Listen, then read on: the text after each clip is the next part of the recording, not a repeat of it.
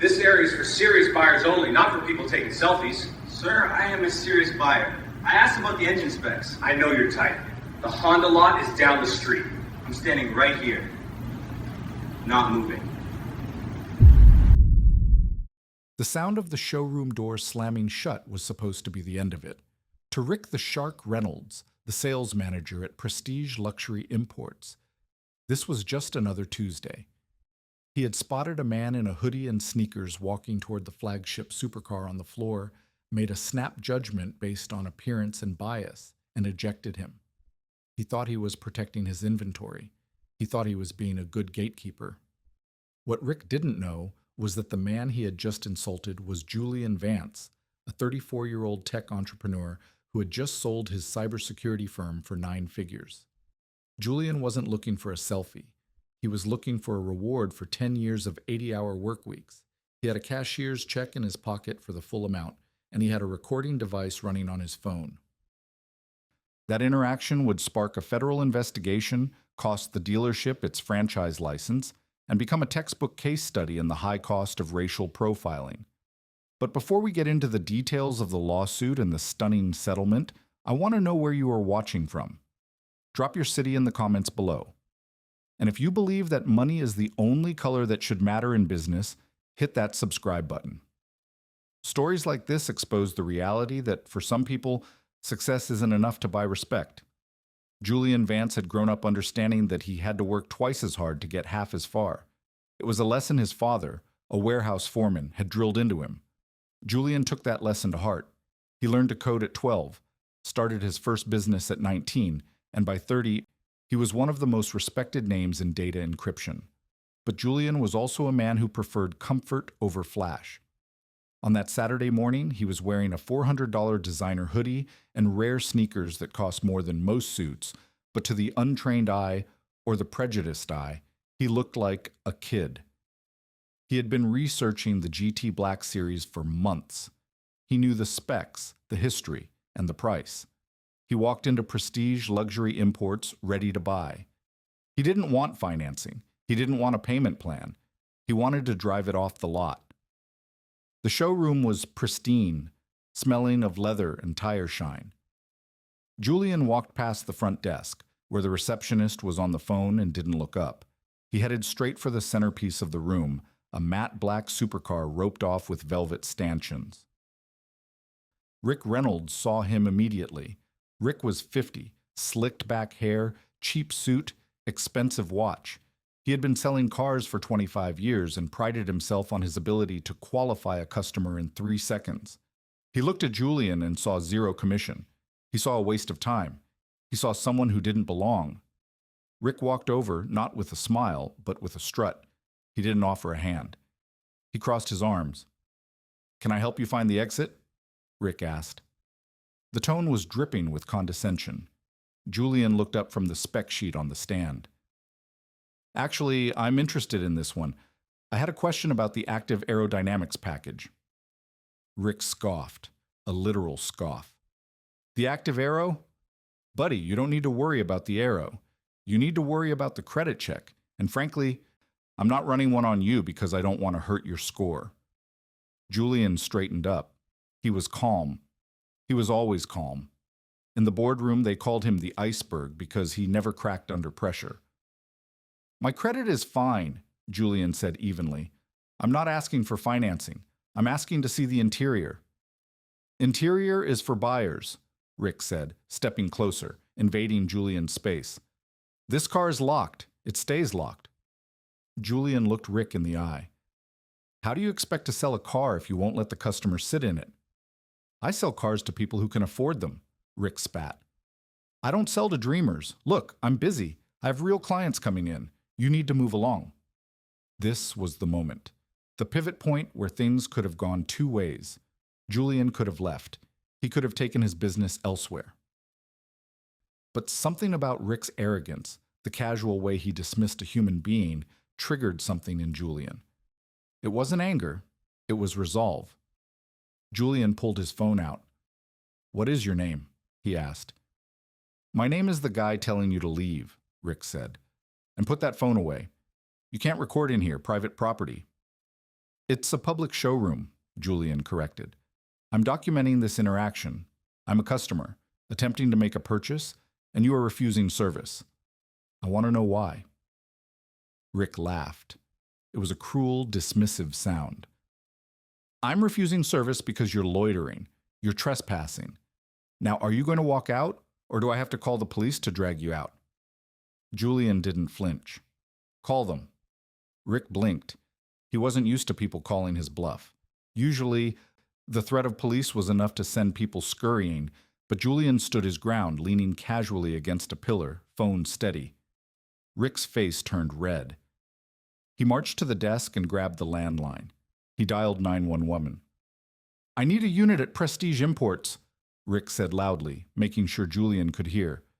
I have a suspicious individual refusing to leave the premises. He's becoming aggressive. I feel threatened. The lie came so easily to him. Aggressive. Threatened. These were buzzwords designed to elicit a specific, heightened police response. Julian hadn't raised his voice. He hadn't moved. He hadn't made a fist. He was standing still, holding an iPhone. But Rick knew how to play the game. He knew that when the police arrived, they would see a middle-aged white man in a suit and a young black man in a hoodie, and they would default to the narrative Rick was spinning. While they waited, other customers watched. A couple looking at a sedan whispered to each other. A mechanic walking through the showroom stopped to stare. Julian felt the eyes on him. The humiliation was burning, but he pushed it down. He focused on the objective. He focused on the evidence. You're making a big mistake, Julian said quietly. Is that a threat? Rick snapped. It's a fact, Julian replied. The police arrived in 6 minutes. 2 officers, one veteran, one younger. They walked in with hands on their belts, scanning the room. Rick rushed to meet them, playing the victim perfectly. Officers, thank God. This guy, he pointed a shaking finger at Julian. He's been harassing my staff, trying to get into high-value vehicles, and when I asked him to leave, he started making threats. The veteran officer, Officer Miller, looked at Julian. Sir, step away from the vehicle. Julian complied immediately. Officer, I haven't threatened anyone. I came here to buy a car. This man refused to show it to me and called you when I asked for his name. This is private property, Officer Miller said. If they want you to leave, you have to leave. Otherwise, it's criminal trespass. I understand that, Julian said, but I believe I'm being discriminated against. I have the means to purchase this vehicle right now. Rick laughed again, loudly. Officer, look at him. He's probably casing the place. I want him trespassed. I want him banned from the lot. Officer Miller moved closer to Julian. Sir, I need to see your ID. Julian slowly reached for his wallet. He handed over his driver's license. Miller ran it. Clean. No warrants. No history. But the dynamic was set. The authority figures were aligned with the business. Okay, Mr. Vance, Miller said, handing the ID back. Here's the deal. You're leaving. You can go voluntarily or you can go in cuffs for trespassing. Your choice.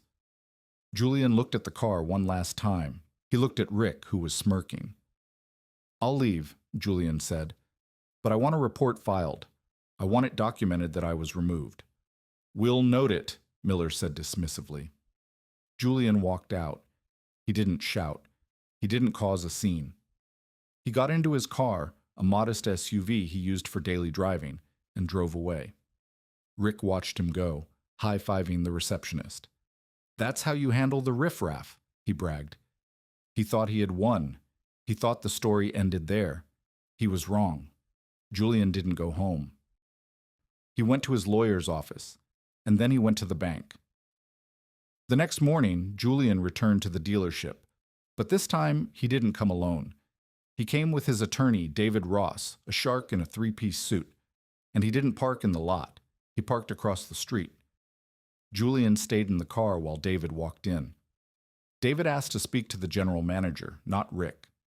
The GM, a man named Sterling, came out of his office. David handed him a letter.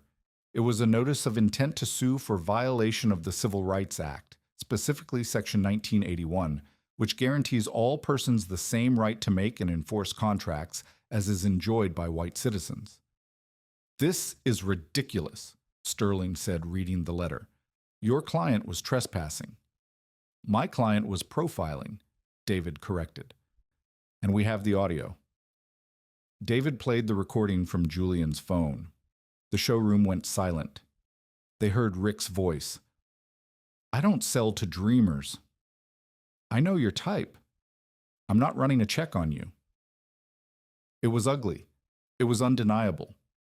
But Sterling, trying to protect his business, doubled down. "This proves nothing. Salesmen have the right to qualify customers. Your client didn't look like he could afford the car." "And what does a person who can afford this car look like?" David asked.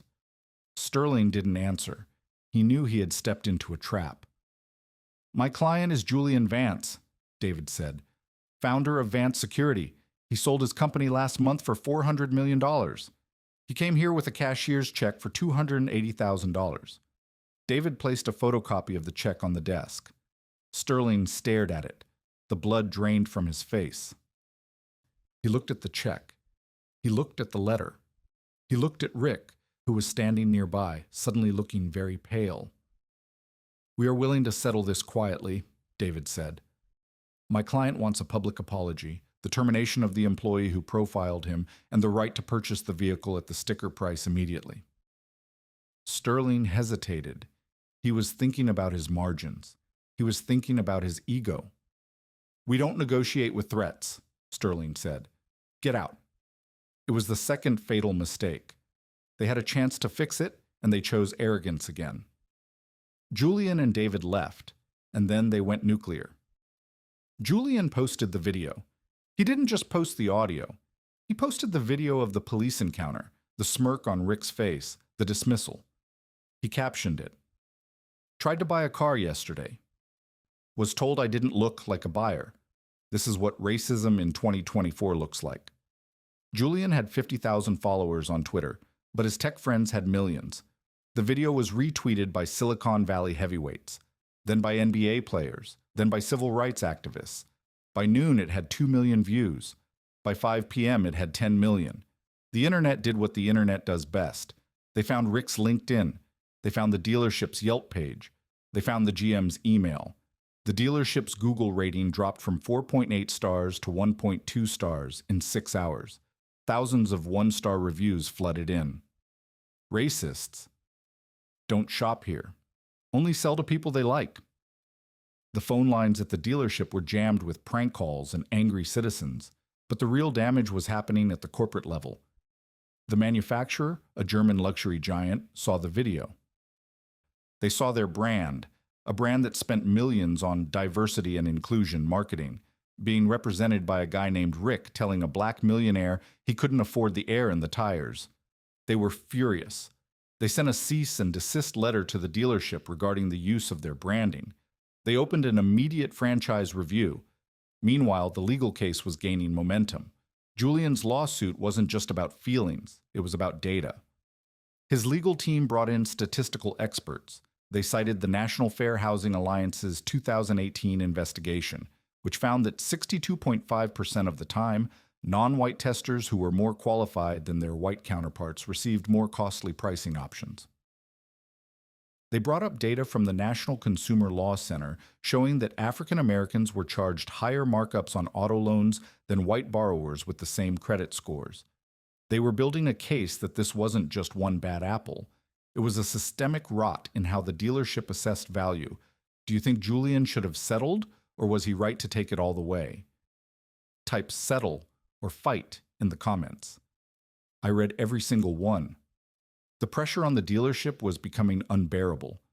Protesters were gathering on the sidewalk, the same sidewalk where the police had told Julian to leave.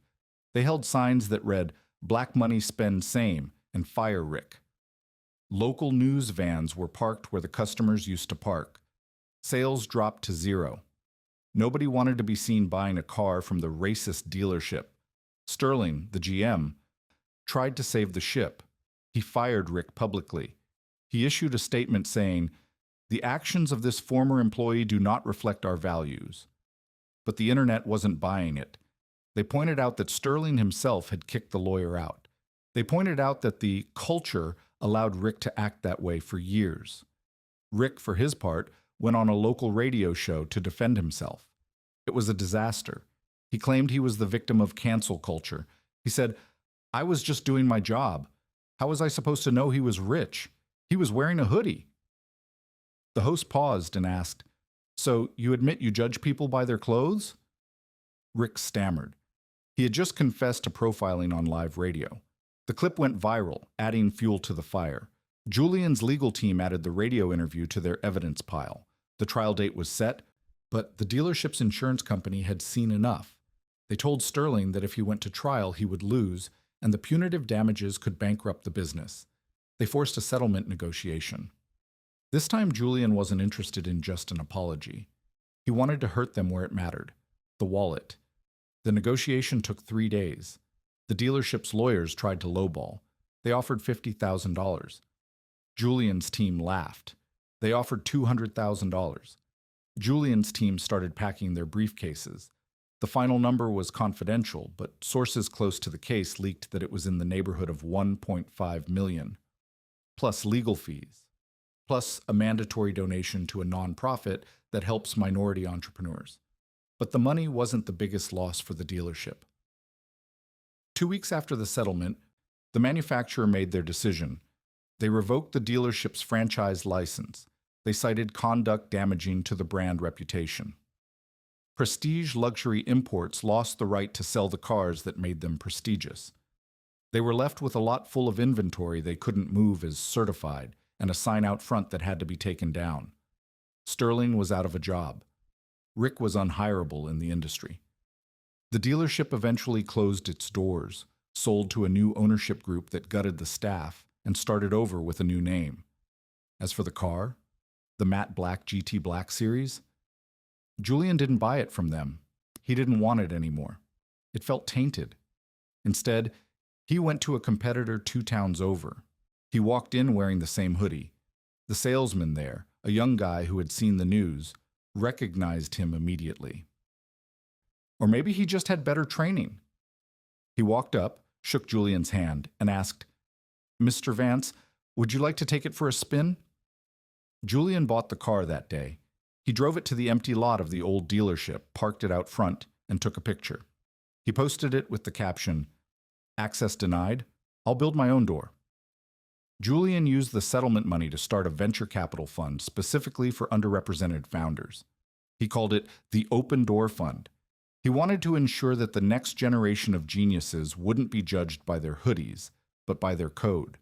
But the story doesn't end with a happy drive into the sunset. The reality is that for every Julian Vance who has the money and the platform to fight back, there are thousands of people who don't. The Center for Responsible Lending reports that people of color are significantly more likely to be sold add-on products like extended warranties and service contracts than white customers, often inflating the price of a vehicle by thousands of dollars. In many cases, these customers never know they were ripped off. They just think that's the price. Julian's victory was significant, but it was an exception. It required a perfect storm: a wealthy victim, video evidence, a terrible antagonist, and viral outrage. Most people just get the no and walk away, humiliated. That is why this story matters. It peels back the veneer of customer service to reveal the ugly bias underneath. It forces us to ask, how many opportunities are denied every day simply because someone didn't look the part? Rick, the Shark Reynolds, eventually left the state. Last anyone heard, he was selling timeshares. It's a job where high-pressure tactics are the norm, but presumably he's learned that you can't judge a book or a bank account by its cover. But maybe not. Prejudice is a hard habit to break. As for the police officers who threatened to arrest Julian, an internal affairs investigation found that they had followed procedure based on the information given by the caller, but recommended additional training on bias-free policing. It was a slap on the wrist. The system protected its own. Julian Vance still drives the car. He says it reminds him every day of what he's worth and what he's fighting for. He keeps the rejection video on his phone, not to dwell on the anger, but to remember the moment he decided not to just walk away. What would you have done in Julian's position? Would you have kept your cool, or would you have lost it? And more importantly, do you think the punishment for the dealership fits the crime? Let me know your thoughts in the comments below. This is a conversation we need to keep having. If this story opened your eyes to the reality of shopping while black, share it with a friend. Hit that like button to help the algorithm spread the truth. And subscribe for more investigative stories that hold power accountable. Thanks for watching, and remember, the only thing that should matter is the content of your character, and maybe the validity of your check. We'll see you in the next one.